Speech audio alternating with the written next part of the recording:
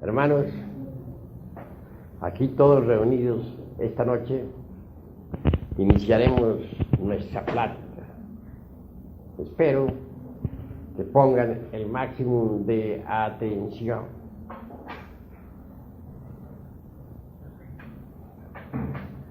Ha llegado la hora de que estudiemos más a fondo todo lo relacionado con el hombre y el universo que nos rodea. Ante todo, se hace indispensable comprender a fondo los procesos de la vida y de la muerte. Incuestionablemente, existen en el ser humano facultades de cognición superlativa, extraordinarias, que se hallan en estado latente y que convenientemente desarrolladas pueden servirnos para estudiar a fondo al hombre y al universo.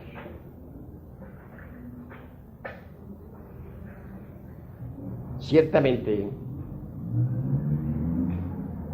los mundos internos de cada uno de nosotros es lo que cuenta. El pensamiento, el sentimiento, las emociones, los deseos, los anhelos son invisibles a simple vista. Nadie los ve. Todos esos valores constituyen en sí mismos lo interno. Cada hombre tiene su propia vida interior. Cada hombre tiene sus mundos internos. Si un hombre no conoce su propio mundo interior, su vida íntima, mucho menos podrá conocer los mundos internos, la vida íntima del planeta en que vivimos. Si no conoce la vida íntima del planeta en que vivimos, tampoco conocerá la vida interna de nuestro sistema solar o de la galaxia que gira alrededor del Sol central Sirio. Así pues, si se quiere conocer la vida interna del sistema solar o de la Tierra o de la galaxia, hemos de empezar por conocer nuestros propios mundos internos. Nadie podría conocer a nadie observando únicamente la forma física, el cuerpo físico. Si se nos invita a una fiesta, veremos a muchas gentes que danzan alegres, felices,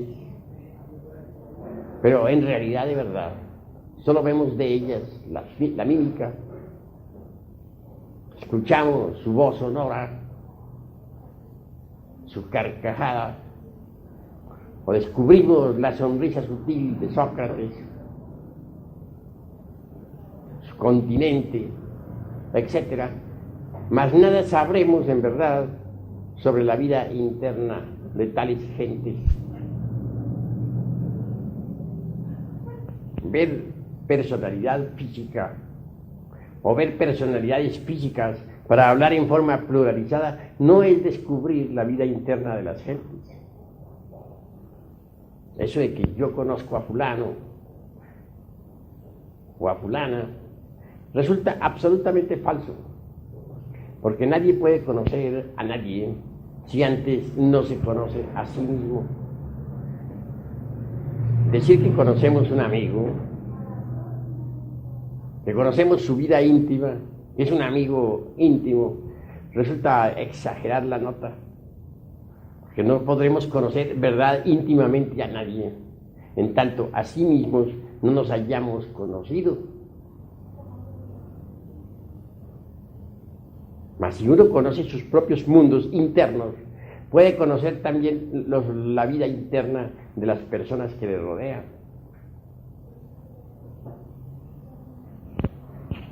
Cuando uno descubre su vida interna, cuando conoce sus errores psicológicos, pues se vuelve mejor amigo, mejor hermano, mejor hijo, mejor ciudadano, porque comprende entonces mejor a los demás.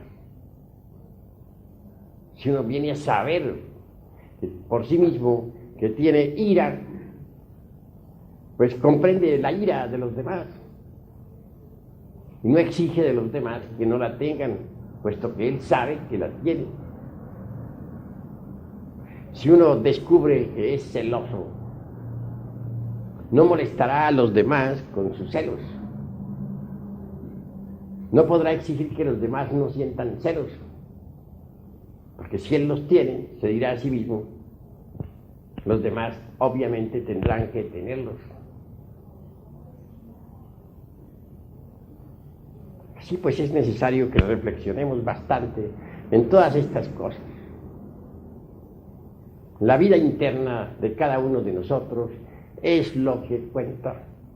Es más real todavía que las cosas físicas, que esta mesa, que esta grabadora. Está muy cerca de nosotros mismos.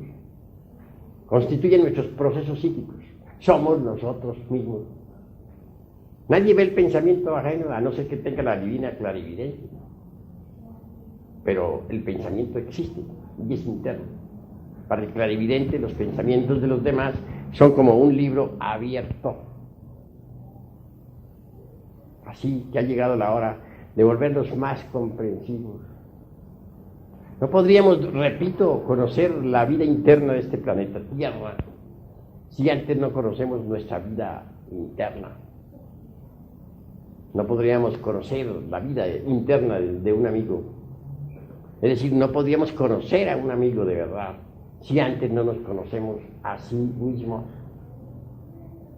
Así pues, el conocimiento de sí mismos es fundamental cuando se quiere explorar algo, cuando se quiere conocer los mundos internos del planeta Tierra, cuando se quiere inquirir o buscar o indagar algo sobre los misterios de la vida y de la muerte. Es necesario educir, desarrollar ciertas facultades supranormales con el propósito de explorar la vida interna del planeta Tierra. Mas, si nosotros no empezamos por conocernos a sí mismos, dichas facultades no lograrán su pleno desarrollo. Así pues que vale la pena entender lo que es la vida interior y sus responsabilidades. Que nuestro planeta Tierra tiene un cuerpo vital, eso no se puede negar, sí que lo tiene. Nosotros también tenemos un asiento vital orgánico. Sin ese asiento vital no podría el cuerpo físico existir. A la hora de la muerte el cuerpo físico va al sepulcro, junto con el vital. Ese cuerpo vital se va descomponiendo lentamente frente al sepulcro. Tiene un color fosforescente. Brilla como los fuegos fatuos de la medianoche. Los videntes suelen ver a tal cuerpo vital frente a los sepulcros, descomponiéndose lentamente a medida que el cuerpo físico también se va descomponiendo. El cuerpo vital es el asiento, repito, de la vida orgánica.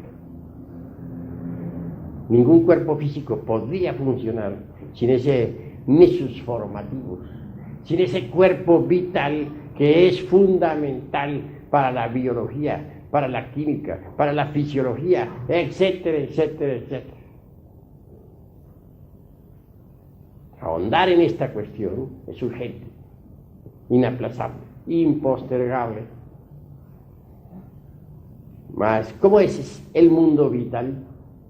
Porque si nosotros poseemos un cuerpo vital, el planeta Tierra tiene también que poseerlo. Obviamente el cuerpo vital del planeta Tierra es el Edén, el paraíso,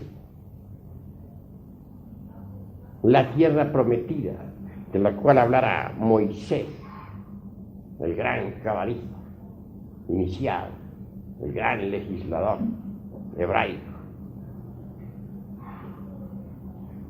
quien haya desarrollado las facultades extraordinarias del cuerpo vital, podrá viajar con dicho vehículo en el Edén. No quiero decir que la totalidad del cuerpo vital pueda ser utilizada para viajar en el paraíso. El cuerpo vital tiene 4 éteres. Primero, el éter químico, que sirve de basamento a las fuerzas químicas que trabajan en el organismo, tanto en los procesos de asimilación como de eliminación. Segundo, el éter de vida.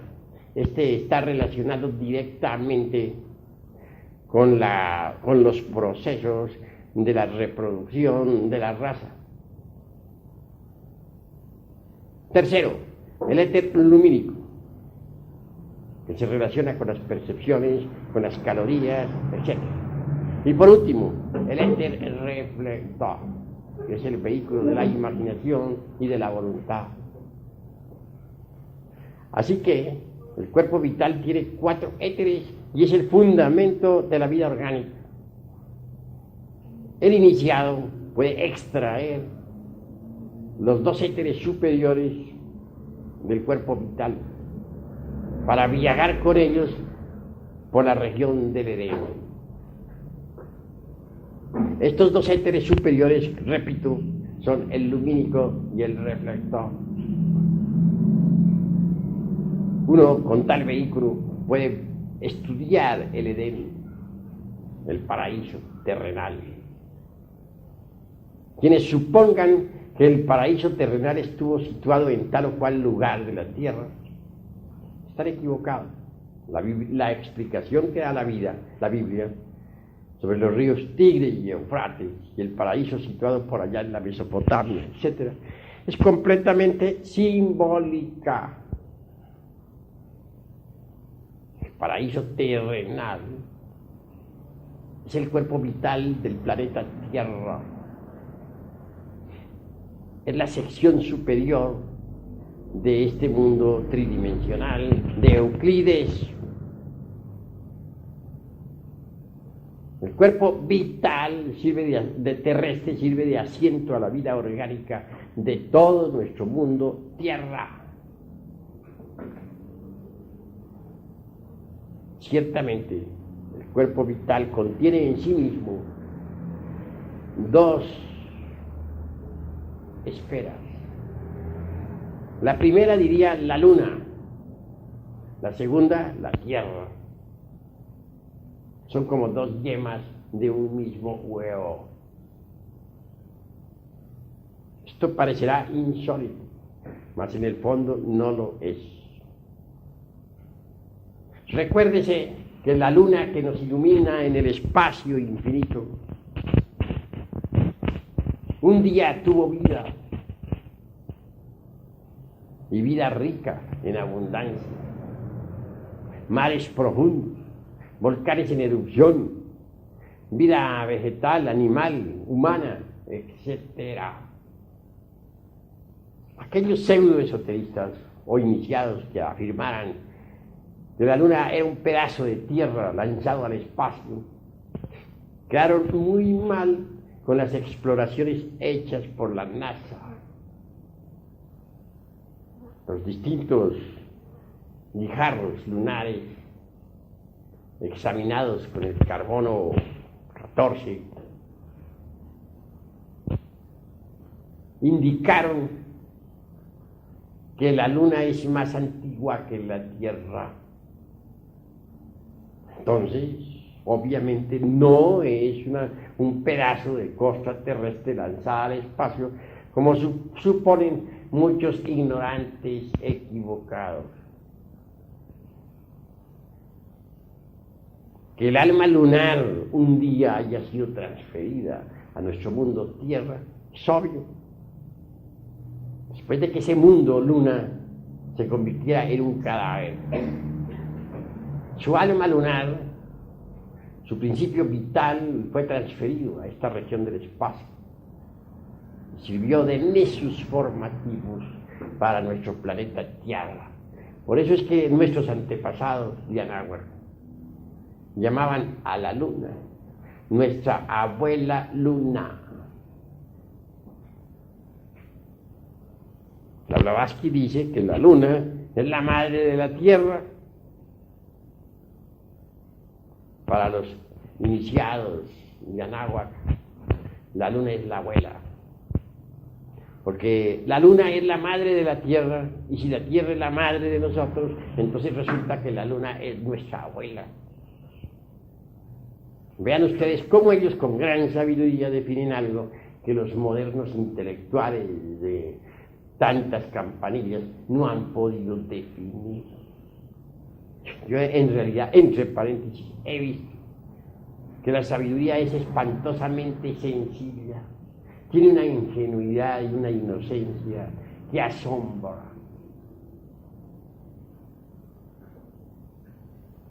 Obviamente, la luna juega un gran papel en la economía orgánica de nuestro mundo Tierra. Como quiera que el cuerpo vital de la Tierra abarca también a la luna. Es posible que la luna actúe en forma más directa sobre nuestra Tierra, sobre los organismos, etc. Ya sabemos el papel que hace en relación con las altas y bajas mareas. Ya sabemos la relación que tiene con la función ovárica en el sexo femenino. Ya sabemos la relación que tiene con las distintas enfermedades y los ciclos lunares. Con la salud mental de las gentes que se hallan en el manicomio. Que en los cambios de luna se enferman aún más. Etcétera, etcétera, etcétera. La luna influye directamente en la concepción de todas las criaturas vivientes. En creciente la savia sube, en menguante baja.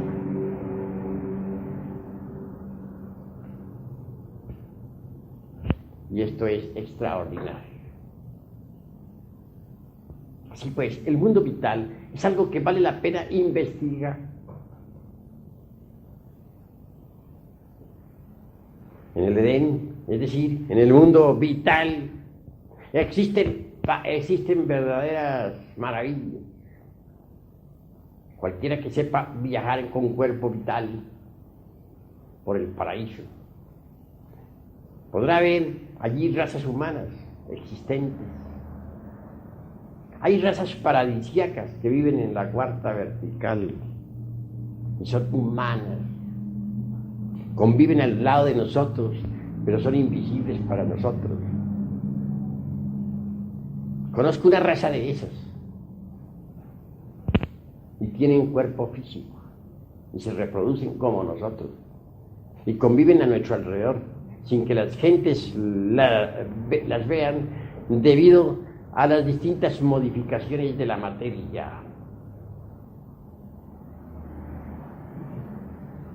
Todavía hay razas humanas que no han salido del paraíso y son dichosas, felices. Gentes de carne y hueso, invisibles para las gentes que viven en la región tridimensional de Euclides. Gentes helénicas, paradisíacas, que aún no han comido de aquel fruto que se nos dijera, no comeréis, porque si comiereis de ese fruto, moriréis. Gentes que han sabido obedecer ese mandato.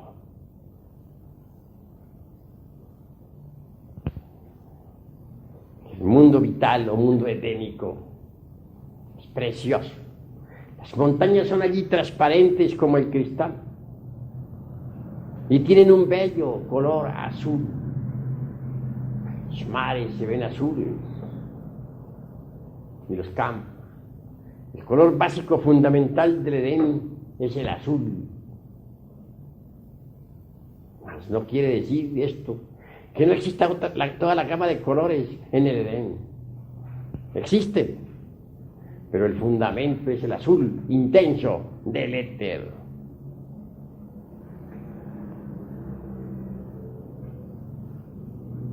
El mundo vital es precioso. Allí hay templos extraordinarios. Allí están los templos de los elementales de la naturaleza. Cada planta, por ejemplo, es el cuerpo físico de un elemental. Una es la familia de los naranjales, otra la de los pinos, otra la de hierbabuena de menta, otra la de los rosales, etcétera, etcétera, etcétera. Esas familias elementales, vegetales, tienen sus templos en el Edén. Allí se reúnen esas criaturas inocentes para recibir instrucción de los devas que las gobiernan. Quien sepa viajar en cuerpo etérico podrá perfectamente verificar por sí mismo y en forma directa lo que en estos instantes estoy enfatizando. Bien vale la pena, pues, inquirir, estudiar más a fondo esta doctrina para descubrir tantos prodigios. Juan el Bautista, él indudablemente vive en el mundo vital, es decir, en el Edén, en el paraíso. Juan el Bautista es un verdadero iluminado, un Christus, alguien que ya encarnó en sí mismo al Verbo, a la palabra, al Cristo íntimo. Para poder penetrar en el Edén es necesario saber viajar con el cuerpo vital, haber recibido educación esotérica profunda, mucho más allá de este cuerpo vital que es tan precioso. Descubrimos lo que podríamos llamar el mundo astral. El verdadero iniciado posee un cuerpo astral. No todos los seres humanos lo poseen, pero el iniciado sí lo posee. También el planeta Tierra posee un cuerpo astral. El mundo astral es maravilloso de por sí, es el mundo del color. Tiene 7 tonalidades básicas, fundamentales, de acuerdo con las 7 notas del espectro solar, de acuerdo con los 7 colores básicos. El mundo astral tiene regiones extraordinariamente sublimes y otras, desgraciadamente, infernales. En el mundo astral hallamos las columnas de ángeles y también las columnas de demonios. Podría decirse que en el mundo astral combaten ángeles y demonios. Quien posea un cuerpo astral puede viajar por esas regiones del mundo astral. Puede conocerlas. Puede descubrir sus prodigios, etc. Podría decirse en forma enfática que el mundo astral es el mundo de los sacramentos. Y esto, obviamente, ya está demostrado esotéricamente.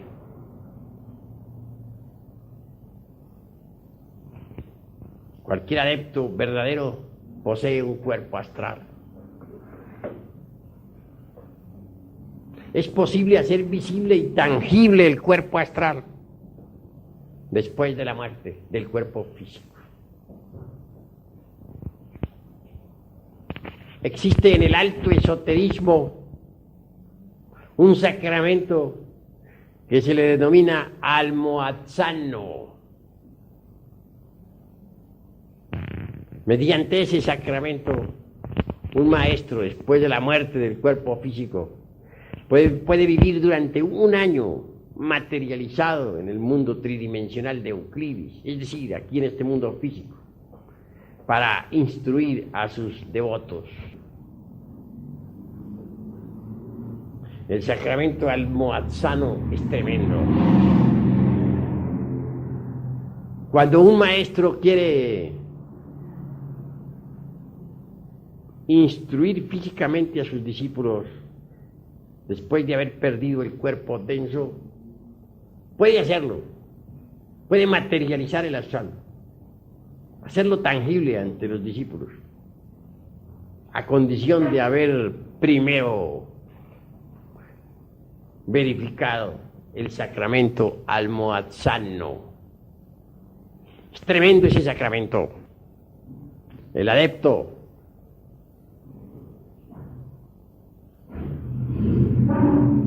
pondrá dentro de su copa o cáliz algo de su sangre, y los discípulos, imitándolo, pondrán también sangre entre ese cáliz. Mezclarán todo el conjunto de sangre. Celebrarán un rito, pero un rito muy especial, en el que cada uno beberá del cáliz. Y se verificará el sacramento almohadzano. Ante todo, esto merece una explicación científica clara y precisa. Dentro de la sangre arterial, dentro de la sangre humana,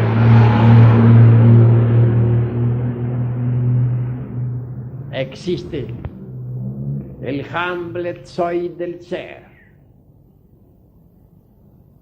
sangre astral o corpúsculos de sangre sutil que corresponde al astral. La liturgia, combinada con la operación de sangre, tal como la he citado, permite que el Hamletzoid del ser, es decir, la sangre astral contenida en la sangre física, entre pues en la parte astral de cada uno de los que han celebrado el sacramento. Así en el maestro viene a crear el Hamletzoid del ser de cada uno de sus estudiantes, y en los estudiantes Hamletzoid del ser contenido de la sangre de su maestro. Sangre astral, mejor dicho, contenida en la sangre física, llegará a la parte astral de discípulos y maestros. Así y solo así será posible que el maestro, después de la muerte del cuerpo físico, pueda materializarse,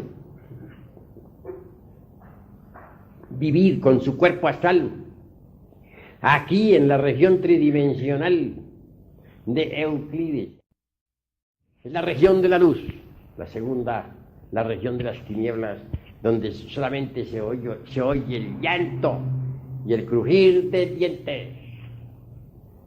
Así pues, el mundo astral es un mundo foático, angélico o diabólico. Y esto es algo que debemos entender.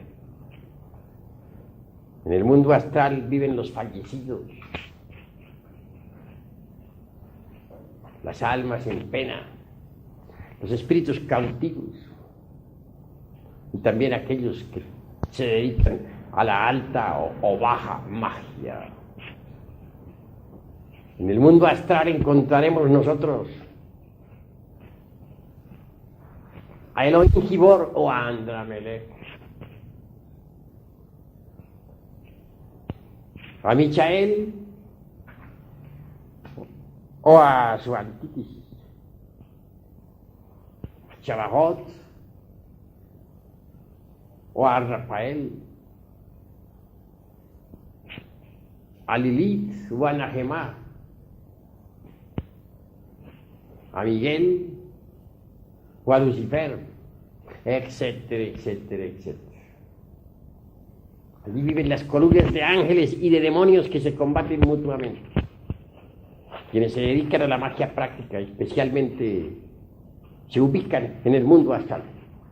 Recordemos nosotros precisamente a Eliphas Levi, el abate Alfonso Luis Costán. Es un gran maestro. Se haya ubicado incuestionablemente en el mundo astral.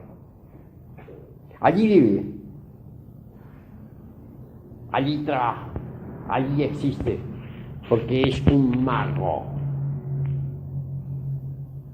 La palabra mago hay que revalorizarla.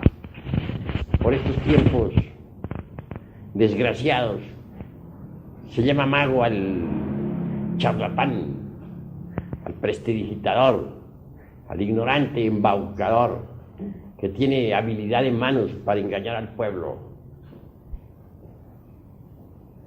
En los tiempos antiguos, mago era el sabio, el iluminado, aquel que conocía los misterios de la vida y de la muerte, aquel que había empuñado el cetro de poder, aquel que había desarrollado en su anatomía oculta el fuego serpentino anular que se desarrolla en el cuerpo de la secta. En el mundo astral se puede invocar a los ángeles y también a los demonios. Existen fórmulas angélicas inefables mediante las cuales es posible que los Elohim nos asistan. Mas existen también formas mántricas, diabólicas o litúrgicas mediante las cuales es posible invocar a los demonios. Ángeles y demonios obedecen al mago. Mago es el que sabe entrar en el mundo astral a la voluntad, el que es capaz de abandonar el cuerpo físico para moverse precisamente en la región astral. Yo no podría denominar mago a un individuo que no sabe salir del cuerpo físico a voluntad. En el mundo astral viven los magos. Cualquier adepto que se haya dedicado a la alta o baja magia tiene que vivir forzosamente en el mundo astral.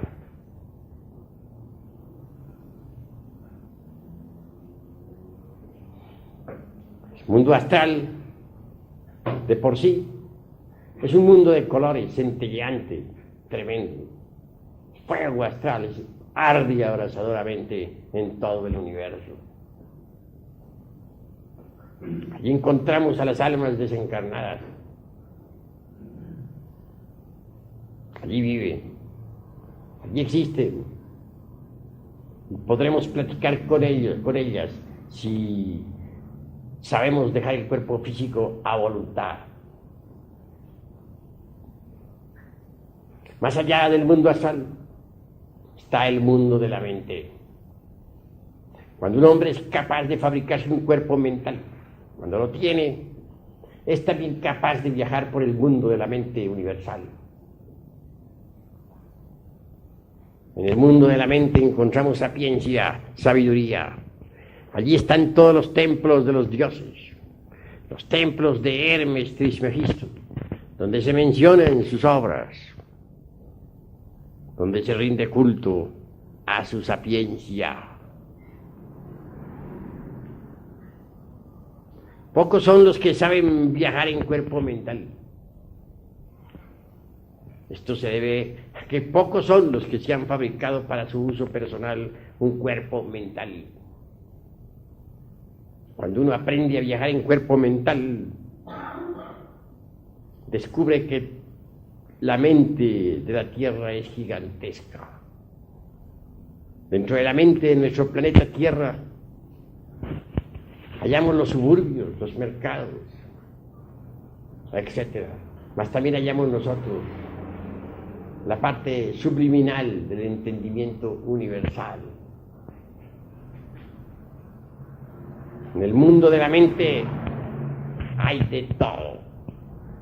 Allí están los pensamientos de cada persona, las ideas de cada cual, etc. Algunas almas que en la vida tuvieron buena conducta son recompensadas. Por algún tiempo moran en el Devachan, es decir, en la región de la mente superior. Y hasta logran hacer una visita al causal, aunque más tarde, agotada la recompensa, tengan que regresar otra vez para un nuevo cuerpo físico. En el mundo de la mente hay dolor o felicidad. Todo depende de la región donde nosotros estemos. En las regiones inferiores del mundo de la mente hay dolor. En las regiones superiores del mundo de la mente hay felicidad.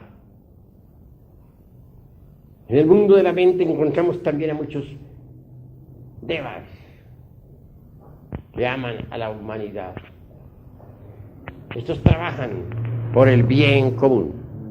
Estos luchan por el bien de tantos y tantos millones de personas que pueblan la faz de la tierra.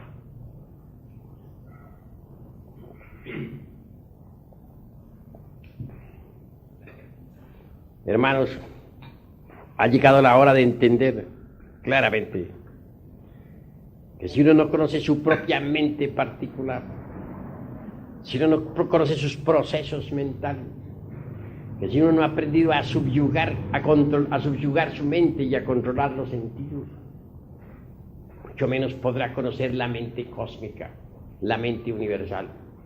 Recordemos que la mente que es esclava de los sentidos hacia el alma tan inválida como el bote que el viento extravía sobre las aguas. ¿Cómo podríamos conocer la mente universal si no conocemos nuestra propia mente? Si no hemos estudiado los 49 niveles del entendimiento, si aún no hemos creado un verdadero cuerpo mental, si todavía no hemos desintegrado todos esos elementos indeseables que en el entendimiento cargamos. Así pues, explorar el mundo de la mente es posible cuando uno ha explorado su propia mente. Mucho más allá, pues, de esta región de la mente universal o de la mente terrestre, está el mundo de las causas naturales. Si uno no ha fabricado un cuerpo causal para su uso particular, ¿cómo podría uno explorar el mundo de la causación cósmica? ¿Cómo podría uno viajar en cuerpo causal? ¿Cómo podría uno conocer el mundo de las causas naturales? Ha de estudiar uno su propia vida causativa, haber descubierto las causas de sus errores, haberse conocido a sí mismo para poder tener derecho a convertirse en un hombre causal. Solo el hombre causal puede vivir conscientemente en el mundo causal. Solo el hombre causal puede viajar por el mundo de las causas naturales. Solo el hombre causal tiene acceso, pues, a los archivos secretos de la región causativa. En el mundo de las causas naturales predomina nuevamente el azul intenso, profundo. Los adeptos del mundo causal trabajan por la humanidad. Se les ve vestidos en forma similar aquí a la del mundo tierra. Tienen sus templos y se hallan demasiado ocupados en los trabajos que se relacionan con el bien común. En el mundo de las causas naturales encontramos la ley de la balanza. El hombre causal trabaja siempre de acuerdo con la balanza cósmica. Vive en el más perfecto equilibrio. En el mundo causal Descubrimos que no hay efecto sin causa ni causa sin efecto. La causa se transforma en efecto y el efecto se convierte en una nueva causa que origina a su vez otro efecto. Las leyes de causa y efecto son reales y se conocen a fondo cuando se investigan en el mundo de las causas naturales. El hombre causal es el hombre que ha fabricado un cuerpo causal. El hombre causal es aquel que ya tiene una voluntad individual. Debemos decir en forma enfática que el animal intelectual equivocadamente llamado hombre no posee todavía una verdadera voluntad. Obviamente, el animal intelectual todavía no es un hombre en el sentido más completo de la palabra. Cuando uno se ha dado el lujo de fabricarse un cuerpo causal o un cuerpo de la voluntad consciente, sabe lo que es verdaderamente la voluntad. Si pensamos nosotros en la multiplicidad del yo psicológico, si pensamos en que cada uno de los defectos que poseemos está perfectamente representado por un agregado psíquico inhumano, venimos nosotros a descubrir con claridad meridiana que tenemos muchas voluntades. Cada agregado psíquico es como una entidad tenebrosa en nosotros, personificando algún error y posee su propia voluntad. Así pues, los diversos agregados que en nosotros moran representan distintos impulsos volitivos. Hay pues muchas voluntades en el fondo de nuestra psiquis que chocan entre sí. El animal intelectual no posee una voluntad autóctona, independiente, íntegra, unitotal. No hay unicidad en la voluntad del animal intelectual. Pero cuando uno ha creado el cuerpo de la voluntad consciente, entonces dispone de una voluntad individual con la cual puede trabajar en el universo entero. En el mundo de las causas naturales encontramos nosotros a los hombres causales, aquellos que ya crearon el cuerpo de la voluntad consciente. ¿Cómo podríamos conocer el mundo causal si antes no hemos conocido las causas de nuestros propios errores?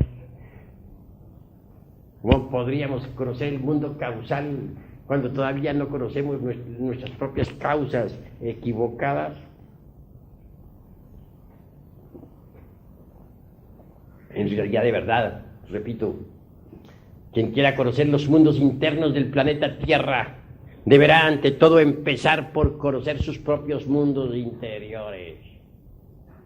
Esto requiere autoexploración y trabajo consciente sobre sí mismo. Más allá del mundo de la voluntad consciente, encontramos nosotros el mundo búdico o intuicional. Obviamente, no podríamos nosotros entrar en el mundo búdico o intuicional si antes no hemos conocido nuestra propia realidad intuitiva, si antes no hemos desarrollado en nosotros la intuición. Existe una clara diferenciación entre lo que es el proceso razonativo comparativo y lo que es la intuición. La razón se apoya en el proceso de comparación. Esto es blanco porque aquello es negro o viceversa. Intuición es algo diferente. Es percepción directa de la verdad sin el proceso deprimente de la opción.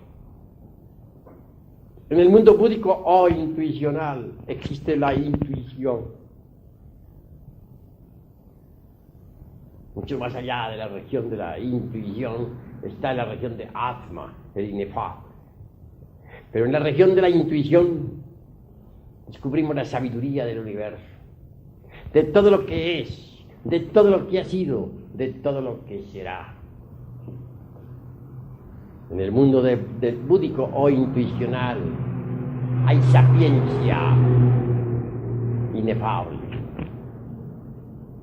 hay fraternidad, hay unicidad, unitotalidad, amor. quienes viven en el mundo de la intuición, gozan de la auténtica felicidad. Así pues que vale la pena investigar en todo esto. Mucho más allá del mundo búdico o intuicional está la región de Atma, el inefable, la región del íntimo, del ser. El ser es el ser, y la razón de ser del ser es el mismo ser.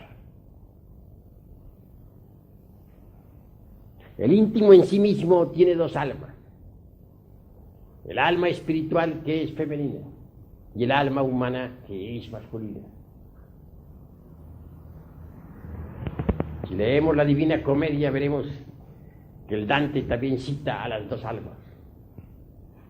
La una, la que trabaja, la humana, y la otra, la que contempla, la que se mira en el espejo de la naturaleza. Mucho se ha hablado sobre el signo zodiacal de Géminis. Yo digo que ese signo lo cargamos dentro de nosotros mismos, en los fondos del alma. El íntimo tiene, repito, dos almas: la espiritual, que es femenina; la humana, que es masculina. La espiritual es la Valquiria, es Ginebra, la reina de los Ginas, aquella que a Lanzarote escanciara el vino en las copas delicias de Sucra y de Manti. La humana sufre, llora, es masculina. A través de ella vibra el Crestos cósmico, la poderosa mediación astral que enlaza nuestra personalidad física con la inmanencia suprema del Padre Solar. Llegar nosotros a encarnar las dos almas es posible, pero esto requiere rigurosas disciplinas esotéricas. Hay que haber creado antes los cuerpos astral, mental y causal. Hay que haber trabajado profundamente en sí mismo y dentro de sí mismo, aquí y ahora, sobre el iniciado digno que ha eliminado el ego, que ha trabajado de verdad profundamente sobre sí mismo, se hace digno de encarnar en sí mismo a las dos almas.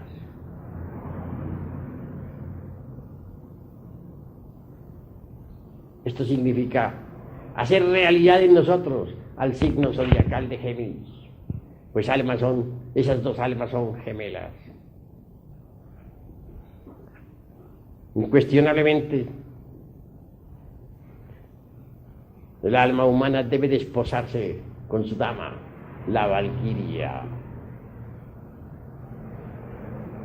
La Sulamita del sabio Salomón, esa que figura en el Cantar de los Cantares. Quien llegue a encarnar en sí mismo a ese par de almas logrará la iluminación total, la sapiencia, la sabiduría. Primero es necesario recibir el principio anímico, humano, masculino. Segundo, debe venir el desposorio de la parte humana, masculina, con la parte espiritual, femenina. A través del Budi, de la Valquiria, de Ginebra, de la Beatriz, del Dante Alighieri, resplandece Logos. Obviamente, los principios divinos más poderosos están contenidos en el interior del alma espíritu, del Budi. Por eso la Blavatsky, en La Voz del Silencio, ha dicho que el Budi es como un vaso de alabastro fino y transparente a través del cual arde la llama de Prajna.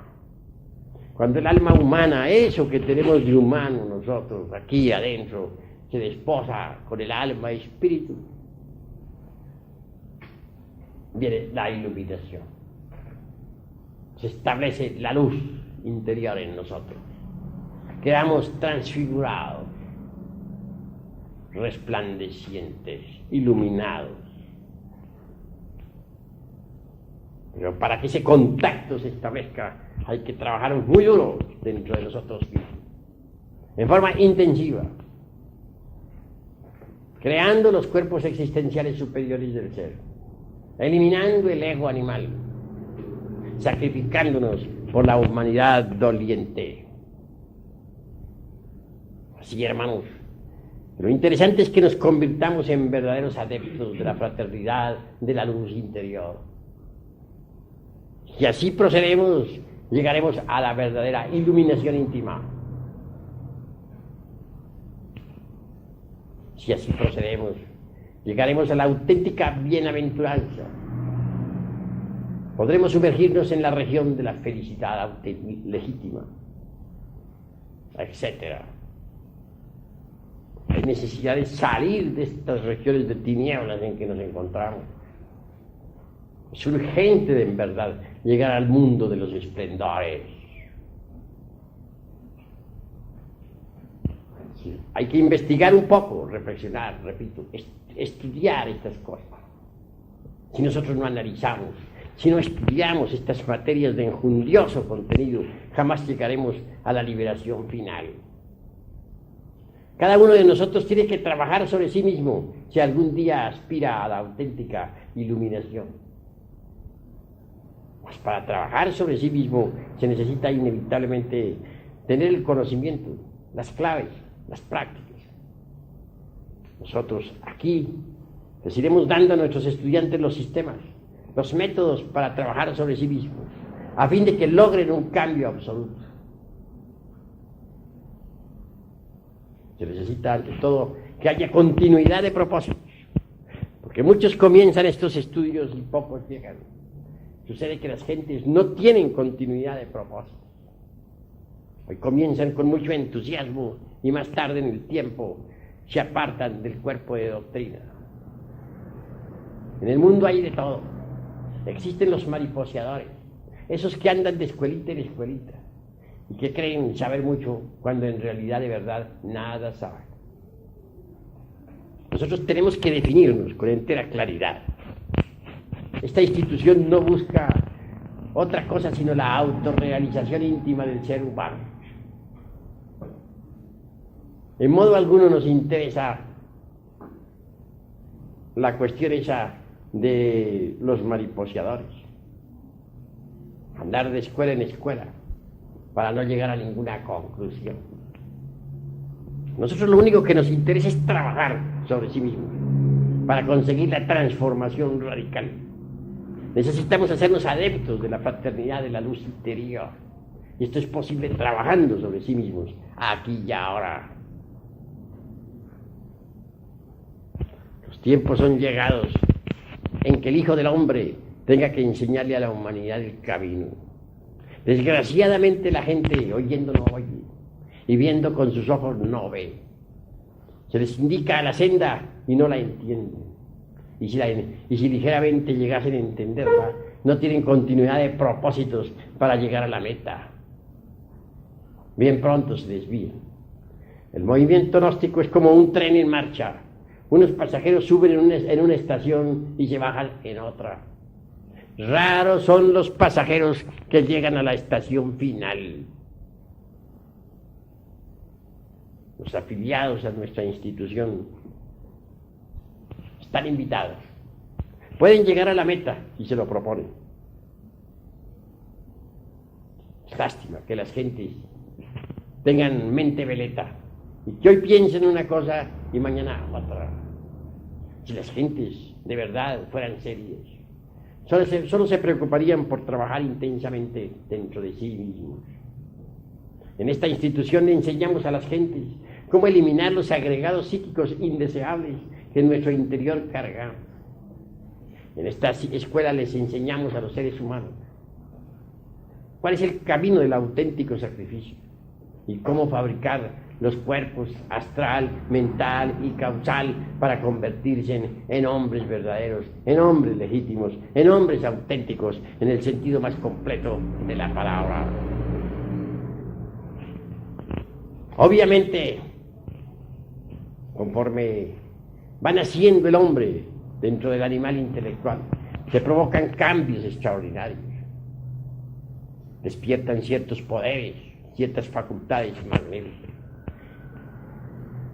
El hombre íntegro, el hombre unitotal, llega hasta el punto de tener perfecto dominio sobre los tattvas. ¿Y qué son los tattvas? Vibraciones del éter universal. En los elementos de la naturaleza, Vayu Tattva, el principio vital, etérico, del fuego es el Agni Tattva, o el Tejas o Taijas Tattva. El principio vital de la tierra es precisamente el Prithvi Tattva. El hombre auténtico, legítimo, aquel que ha fabricado los cuerpos astral, mental y causal, aquel que es capaz de entrar en el mundo etérico, aquel que es capaz de moverse por el mundo astral, aquel que puede penetrar inteligentemente en el mundo de la mente cósmica o viajar por el mundo de las causas naturales.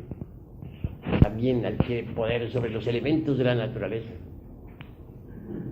sobre la perfumada tierra y sobre el fuego flamígero, sobre las aguas tempestuosas y sobre el huracanado viento. Por este motivo, el adepto llega de verdad a convertirse en un rey de la naturaleza y del cosmos. Tattvas en sí mismos pertenecen al mundo etérico, a ese mundo vital, a ese cuerpo vital del planeta Tierra. Los tattvas son vibraciones del éter. Los tattvas penetran directamente en las glándulas endócrinas del organismo humano, pero no vuelven a salir de allí. Los tattvas, al entrar dentro de las chakras, pasan a las glándulas endócrinas y se transforman en hormonas que circulan por la sangre, y eso es todo. De allí no vuelven a salir. Despertar los poderes tálmicos es asombroso, mas esto solamente es posible para el hombre auténtico, para aquel que es capaz de vivir en el mundo astral conscientemente, o para aquel que sabe viajar por el mundo de la mente, o para aquel hombre causal que ha establecido su centro de gravedad precisamente en el mundo de las causas naturales. Rey de la creación, porque maneja los tattvas, porque puede manipularlos a voluntad. Un hombre que maneje el fuego, el aire, las aguas, la tierra, que sea capaz de desatar las tempestades, etc. Es idóneo en el uso de los tattvas. Es un hombre de verdad, es un maestro autorrealizado, alguien que conoce los mundos superiores. Llegado es el momento en que cada uno de ustedes luche por la autorrealización. El momento ha llegado en que cada uno de ustedes conozca sus propios mundos internos, para que conozca los mundos internos de sus amigos, y para que conozca los mundos internos del planeta Tierra, y del sistema solar, y de la galaxia en la que vivimos. Ser hombre, en el sentido más completo de la palabra, es algo muy grande. Pero hombre verdadero es únicamente el que ha fabricado los cuerpos existenciales superiores del ser, el que se ha establecido como ciudadano de los mundos superiores. Hombre verdadero es el que ha logrado, pues, el dominio de los elementos de la naturaleza, no solamente en el cosmos, sino dentro de sí mismo, aquí y ahora. Si un hombre verdadero no aprendiera a dominar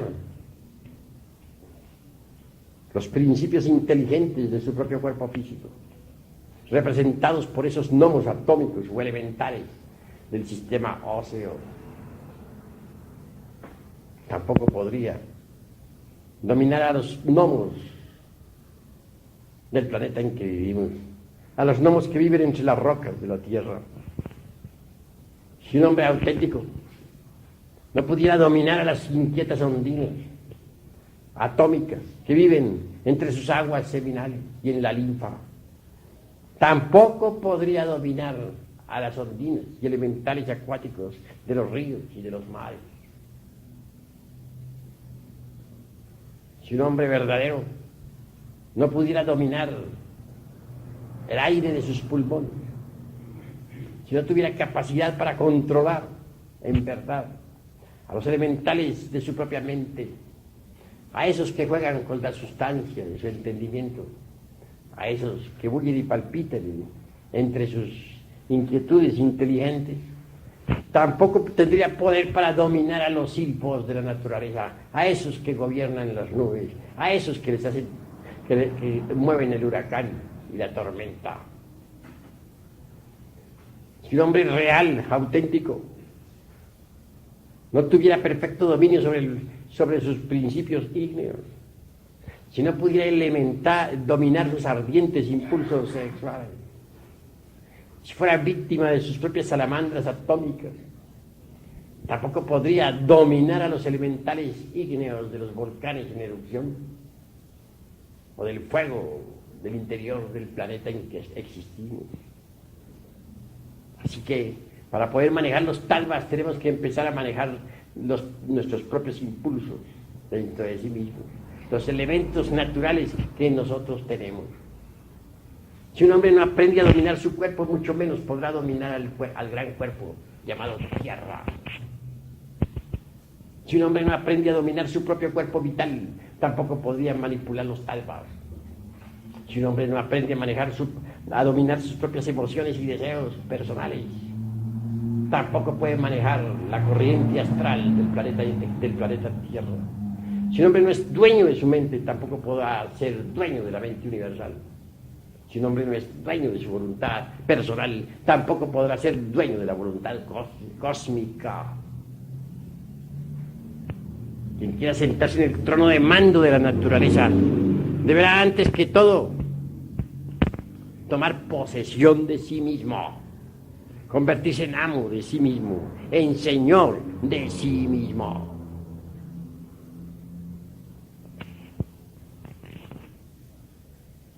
Ser rey de la naturaleza es algo grandioso. No es posible ser rey de la creación si uno no se ha hecho antes rey de sí mismo. Para llegar a ser rey de sí mismo es indispensable aprender a negarse a sí mismo.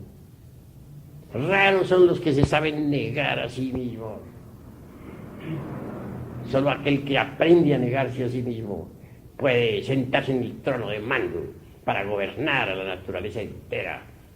Solo el hombre que aprende a negarse a sí mismo adquiere poder sobre el fuego de los volcanes en erupción y puede hacer temblar la tierra.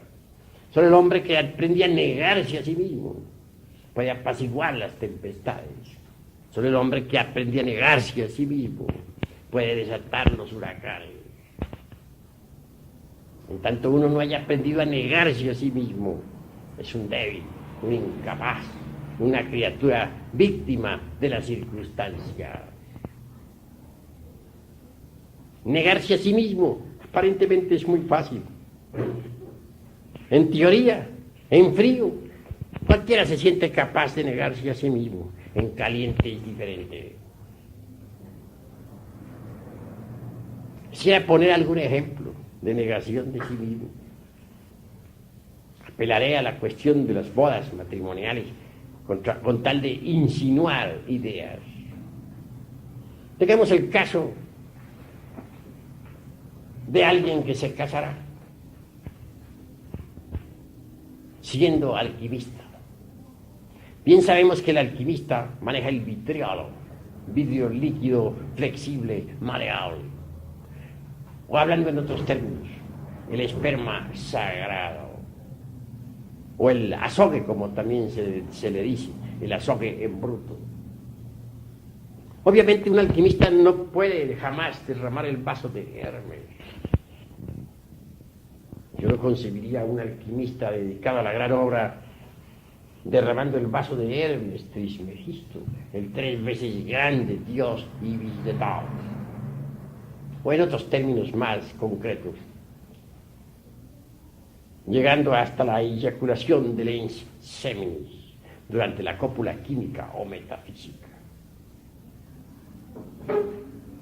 Si un alquimista procediera en esa forma, fracasaría. De hecho, en la ciencia de la transmutación metálica, se ha casado.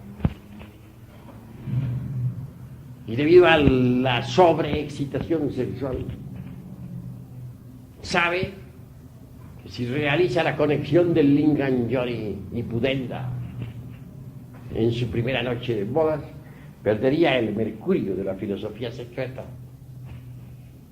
Sin embargo, el peligro es grave.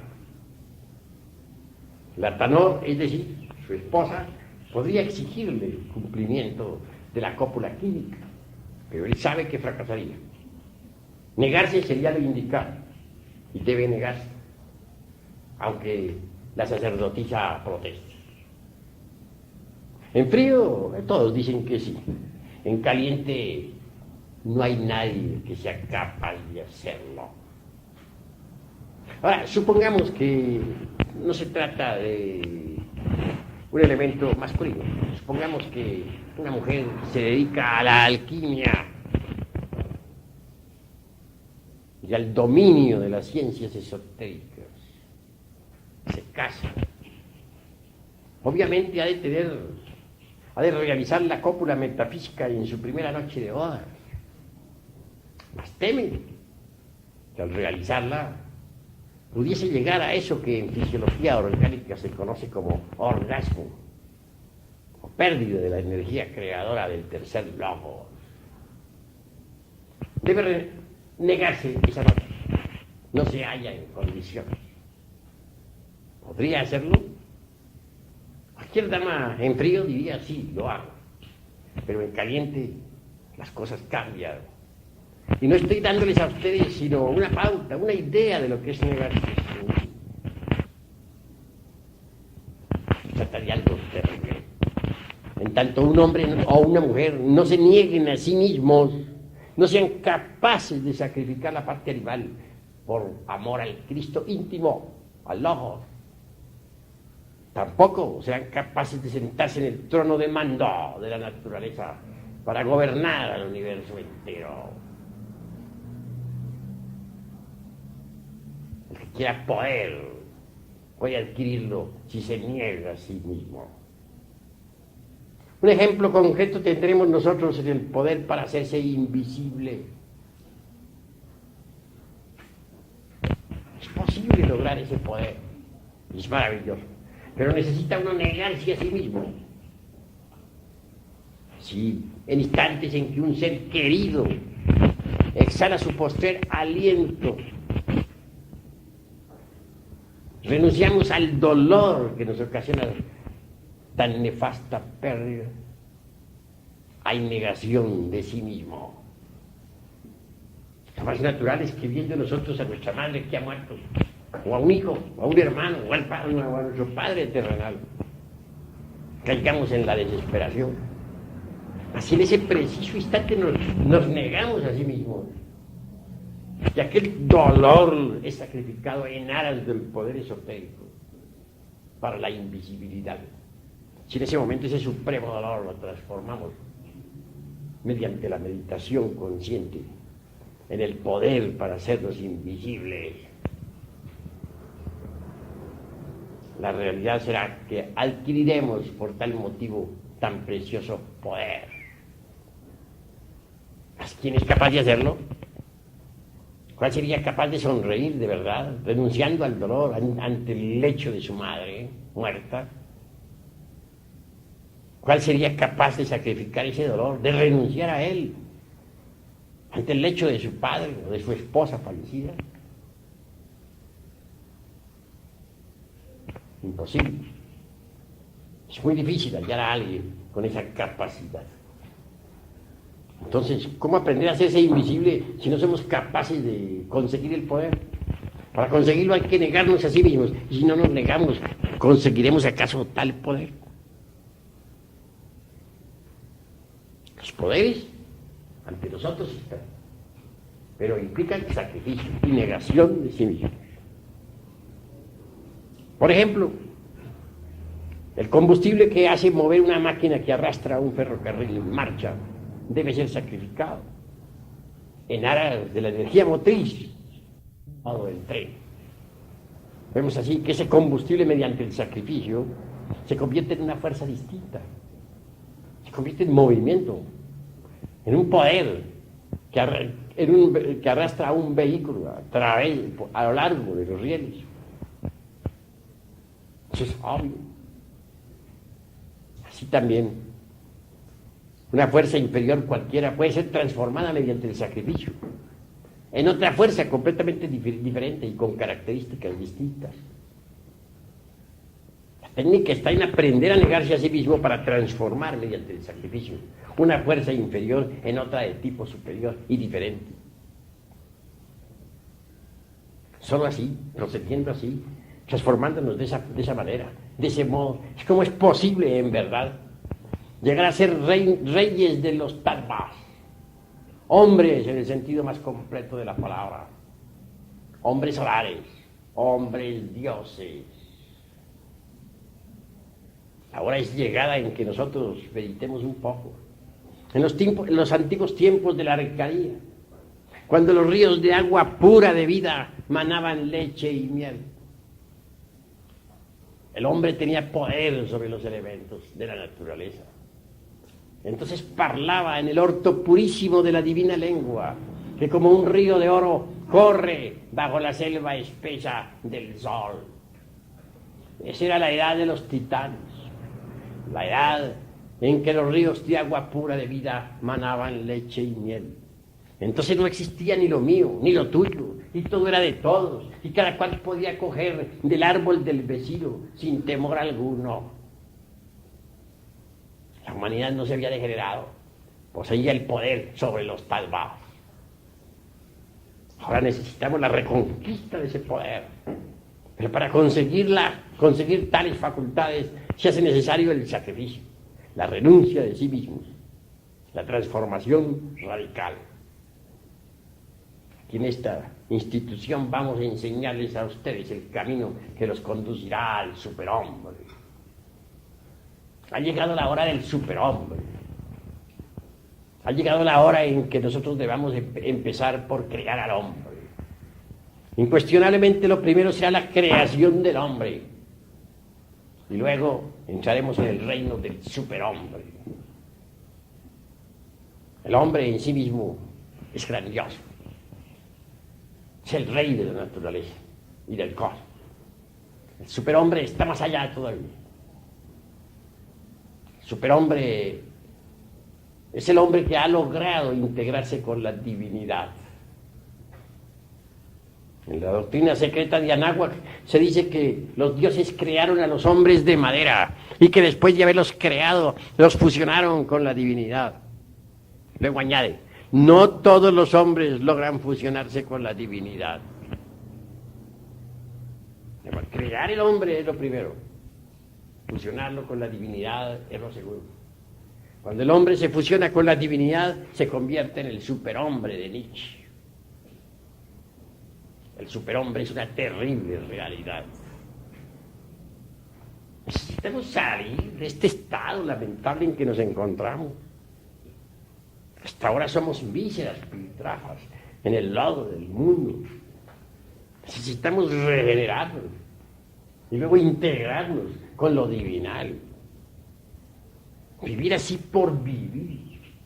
Vivir para comer y existir como parásitos agarrados a la epidermis de este animal grandote que se llama tierra, es un absurdo en un 100%.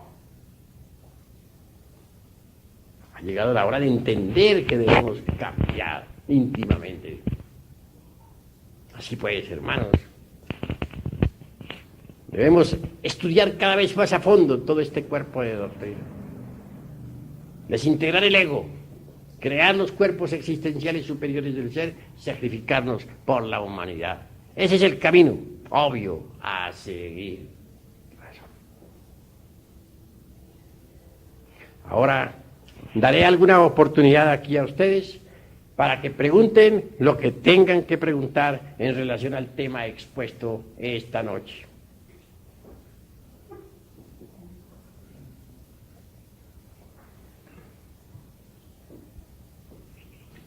A ver, el que quiera preguntar algo puede hacerlo con la más entera libertad. Sí, hermano. Por principio de cuentas, ¿es necesario ser honrados consigo mismo? Claro está que sí. Si uno no es honrado consigo mismo, se engaña a sí mismo. Y si a sí mismo se engaña, pues se perjudica es uno mismo. ¿Existe la moral, maestro? Sí, cada pueblo tiene su moral. La moral es esclava de las costumbres, de los tiempos y de los lugares. Lo que en un tiempo fue moral, hoy es inmoral, o viceversa. Lo que en un país es moral, en otro es inmoral. La moral también es hija de los prejuicios. Nosotros necesitamos pasar más allá de todo código de moral. Necesitamos entrar en el reino de la comprensión creadora, en el reino del superhombre. ¿Alguna otra pregunta? Indubitablemente, todos los códigos de ética que se han escrito en el mundo, todos los códigos de moral, resultan francamente reaccionarios, conservadores, regresivos y retardatarios. Uno lo que tiene que hacer es un balance de sí mismo. Uno tiene necesidad de hacer un inventario de sus propios valores para saber qué le sobra y qué le falta. Y entonces caminar por donde debe caminar, de acuerdo con sus necesidades psicológicas. Así se detiene uno en los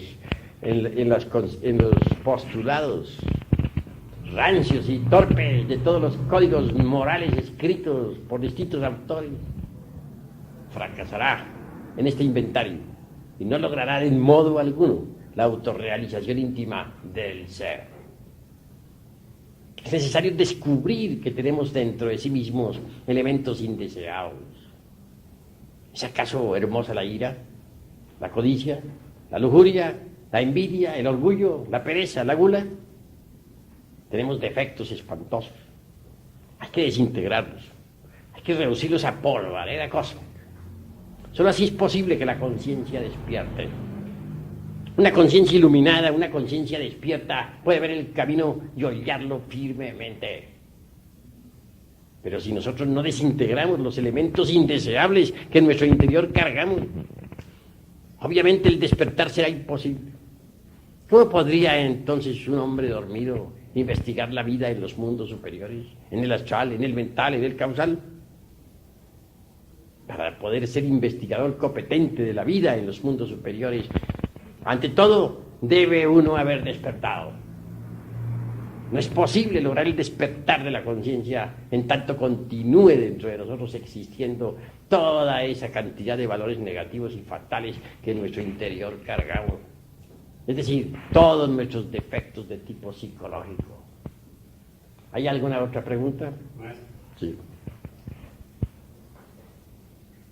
Mucho tiempo me pregunté yo mismo si había en este planeta Tierra una persona que careciese de todo eso. Sería bueno acabar de especificar tu pregunta. Bueno, referente a todo lo que usted acaba de explicar, maestro, todas las lacras por las que estamos corriendo nosotros. Se da uno cuenta que a instante el hombre está expuesto al error y que es mucho más difícil el camino. Pero si encuentra uno a ese hombre, pues no puedo felicitarlo, maestro, si usted es uno de ellos, mas sí puedo pedir desde el más profundo, de lo más profundo de mi ser, un rayo de luz para usted. Ante todo, agradezco vuestras buenas intenciones, tus hermosas palabras, la sinceridad de tu corazón. Obviamente que en tanto nosotros no hayamos eliminado de sí mismos todos los elementos indeseables que cargamos, tal rayo de luz sería imposible. Así nosotros morimos en sí mismos.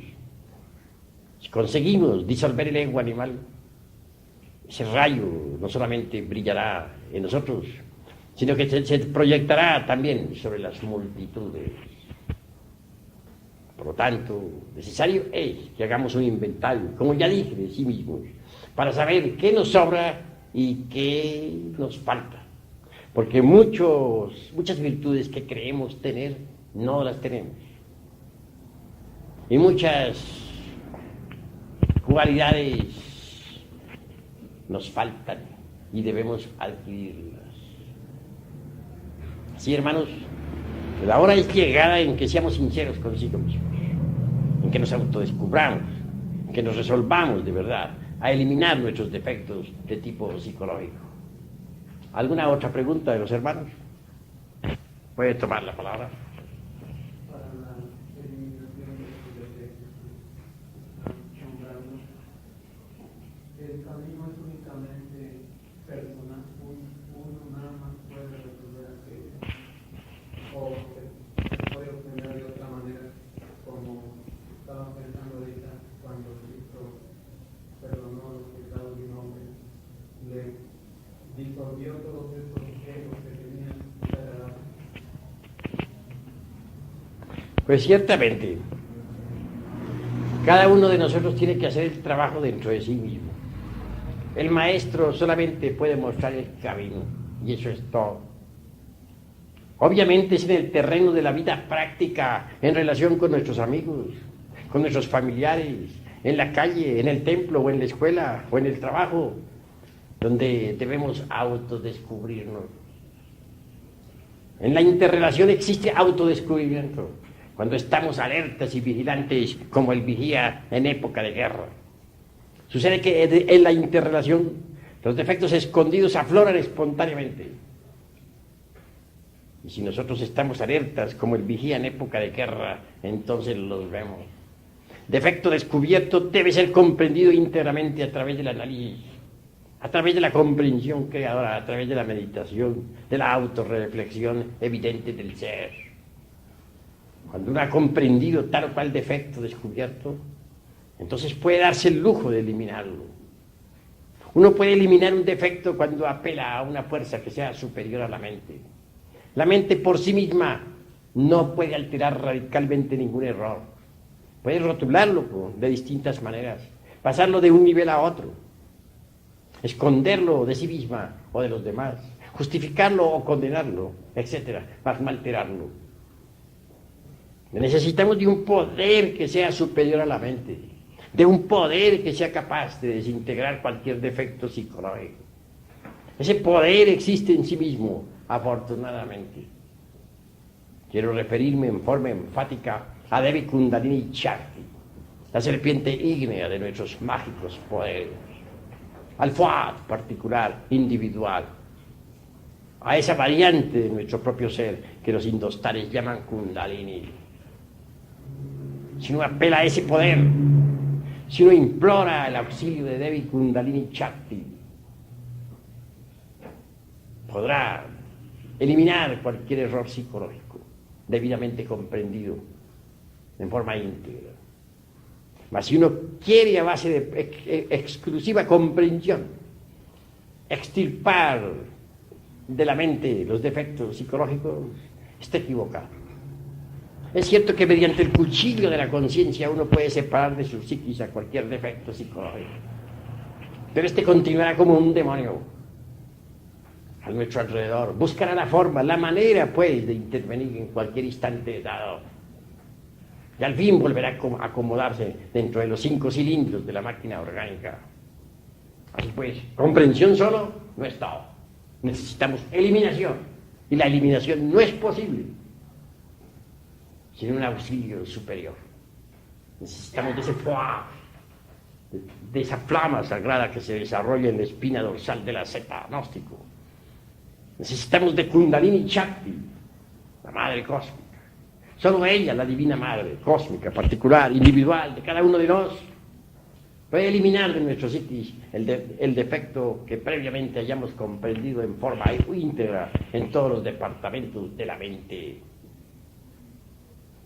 Y ahí pues el camino obvio a seguir. Primero hay que descubrir un defecto, después hay que comprenderlo y por último eliminarlo. A los espías en la guerra primero se les observa, segundo se les sienta en el banquillo de los acusados y tercero se les lleva al paredón de fusilamiento. Así también debemos hacer nosotros con nuestros defectos psicológicos, con los yoes defectos, con los yoes que en nuestro interior cargamos. ¿Hay alguna otra pregunta? Cuando se refiere a la madre cósmica, es lo que hizo referencia anteriormente a las dos almas que tenemos, la humana y la espiritual, ya la femenina y la masculina. ¿Se refiere a la madre cósmica al alma espiritual?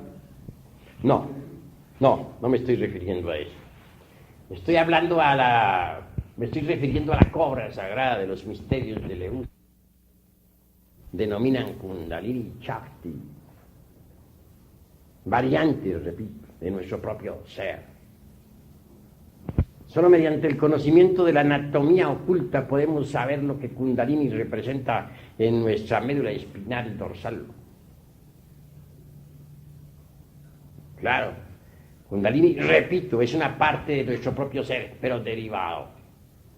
Así representada la Divina Madre Kundalini, la cobra sagrada de los antiguos misterios, la víbora divina, por Isis, Adonía, Insoberta, Rea, Cibeles, Tonantzin, etcétera, etcétera, etcétera.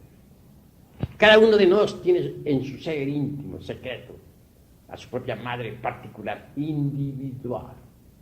Solo ella, nuestra Madre Divina, particular, individual, llamémosla Tonantzin o simplemente Isis o Adonía, no importa. Ella es, lo que siempre ha sido y lo que siempre será. Esa víbora bendita, esa cobra de los antiguos misterios, es la única que tiene poder para desintegrar cualquier defecto psicológico previamente comprendido en todos los departamentos de la mente.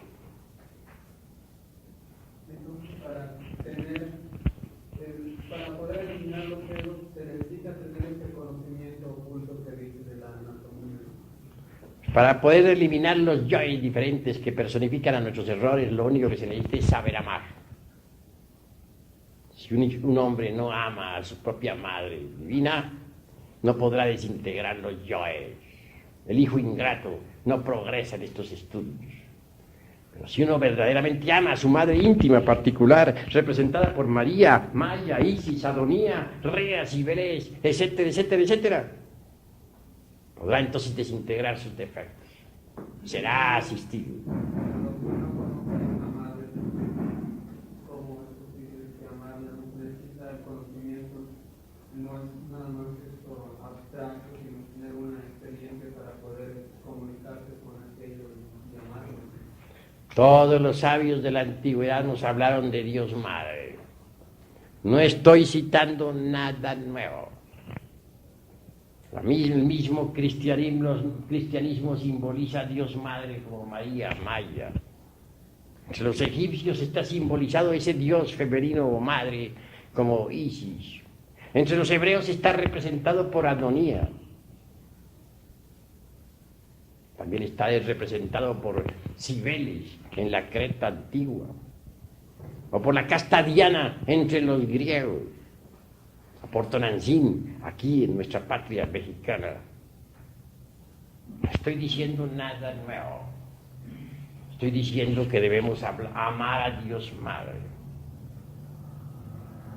Este Dios Madre está dentro de nosotros mismos, no fuera de sí mismos. Repito, una variante de nuestro propio ser, aclaro, pero derivado. Indico, si uno sabe amar a Dios Madre, puede conseguir la eliminación de sus defectos psicológicos. Para eso no veo necesidad de teorizar. Amar, eso es todo. Uno de niño se dirige a su madre sin necesidad de tantas teorías ni de tantos análisis. También puede uno dirigirse a su madre divina, inefable. No importa el nombre que se le dé, María o Isis o como se quiera, pero puede dirigirse a ella con verdadero amor, suplicándole desintegre el defecto comprendido en todos los niveles de la mente. Esto es cuestión del corazón, esto es cuestión de saber amar. ¿Alguna otra pregunta, hermanos? Cuando se refiere a los niveles de la mente, ¿cuál es el Pues sería largo y grave. Existen 49 niveles subconscientes que están representados por las 49 notas de un antiguo instrumento que inventaran dos hermanos iniciados en la antigua China. Los 49 niveles de la mente. Los tiempos antiguos, cuando uno quería llegar al samadhi, al éxtasis, debería, primero que todo, llevar a la mente a la más completa quietud y silencio. No solamente en el nivel meramente intelectivo, sino en el segundo, relacionado con el subconsciente, o en el tercero, o en el cuarto, aún más profundo, o en el 48, o en el 49. Cuando uno conseguía quietar la mente, llevarla al silencio más profundo en todos sus niveles, entonces la esencia se escapaba para experimentar el satori. Los 49 niveles de la mente no podrían ser explicados desde un punto de vista exclusivamente dialéctico. Para entender los 49 niveles de la mente necesitamos de la música, de la ley del eterno Epta Paraparchidok. Necesitaríamos también del Ay Atapan, aquel instrumento que dos hermanos gemelos iniciados en la antigua China inventaron y que daba exactamente las 49 notas correspondientes a los 49 niveles del entendimiento. Pero esto se complicaría demasiado para el estudiante. En el avance sobre sí mismo va uno descubriendo nivel por nivel, sin que nadie se lo indique, por sí mismo lo irá descubriendo a medida que vaya ahondando más y más y más en su interior. Que al fin un día descubrirá sus 49 niveles, no porque alguien se lo dijera, sino en sí mismo y en forma directa. Eso es todo. ¿Hay alguna otra pregunta?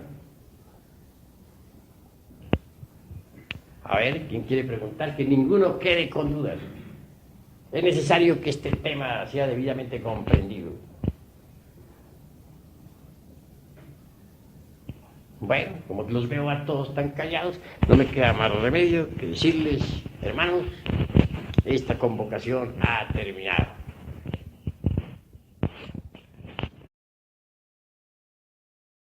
Hermanos, aquí todos reunidos esta noche, iniciaremos nuestra plática. Espero que pongan el máximo de atención.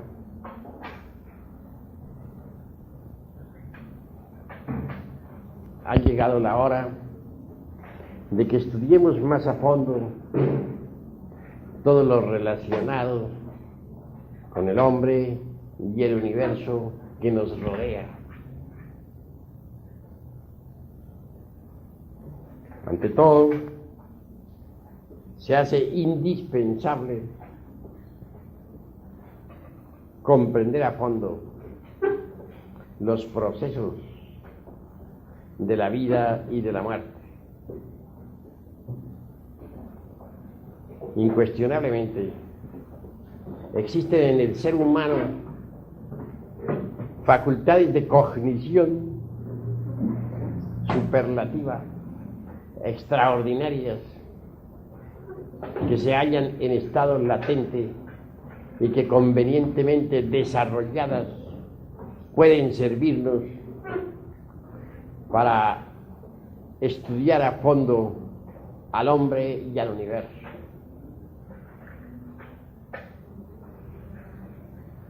Ciertamente, los mundos internos de cada uno de nosotros es lo que cuenta. El pensamiento, el sentimiento, las emociones, los deseos, mejor a los demás. Si uno viene a saber por sí mismo que tiene ira, pues comprende la ira de los demás y no exige de los demás que no la tengan, puesto que él sabe que la tiene. Si uno descubre que es celoso, no molestará a los demás con sus celos. No podrá exigir que los demás no sientan celos, porque si él los tiene, se dirá a sí mismo, los demás obviamente tendrán que tenerlos. Así pues es necesario que reflexionemos bastante en todas estas cosas. La vida interna de cada uno de nosotros es lo que cuenta. Es más real todavía que las cosas físicas, que esta mesa, que esta grabadora. Está muy cerca de nosotros mismos. Constituyen nuestros procesos psíquicos. Somos nosotros mismos. Nadie ve el pensamiento ajeno, a no ser que tenga la divina clarividencia. Pero el pensamiento existe y es interno. Para el clarividente, los pensamientos de los demás son como un libro abierto. Así que ha llegado la hora de volvernos más comprensivos. No podríamos, repito, conocer la vida interna de este planeta Tierra si antes no conocemos nuestra vida interna. No podríamos conocer la vida interna de un amigo. Es decir, no podríamos conocer, pero en realidad de verdad, solo vemos de ellas la mímica, escuchamos su voz sonora, su carcajada, o descubrimos la sonrisa sutil de Sócrates, su continente, etc. Mas nada sabremos en verdad sobre la vida interna de tales gentes. Ver personalidad física o ver personalidades físicas para hablar en forma pluralizada no es descubrir la vida interna de las gentes.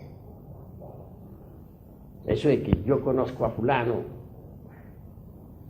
o a fulana resulta absolutamente falso, porque nadie puede conocer a nadie si antes no se conoce a sí mismo. Decir que conocemos un amigo, que conocemos su vida íntima, que es un amigo íntimo, resulta exagerar la nota, porque no podremos conocer verdad íntimamente a nadie, en tanto a sí mismos no nos hayamos conocido. Mas si uno conoce sus propios mundos internos, puede conocer también la vida interna de las personas que le rodean. Cuando uno descubre su vida interna, cuando conoce sus errores psicológicos, pues se vuelve mejor amigo, mejor hermano, mejor hijo, mejor ciudadano, porque comprende entonces los anhelos son invisibles a simple vista. Nadie los ve. Todos esos valores constituyen en sí mismos lo interno. Cada hombre tiene su propia vida interior. Cada hombre tiene sus mundos internos. Si un hombre no conoce su propio mundo interior, su vida íntima, mucho menos podrá conocer los mundos internos, la vida íntima del planeta en que vivimos. Si no conoce la vida íntima del planeta en que vivimos, tampoco conocerá la vida interna de nuestro sistema solar o de la galaxia que gira alrededor del Sol central Sirio. Así pues, si se quiere conocer la vida interna del sistema solar o de la Tierra o de la galaxia, hemos de empezar por conocer nuestros propios mundos internos. Nadie podría conocer a nadie observando únicamente la forma física, el cuerpo físico.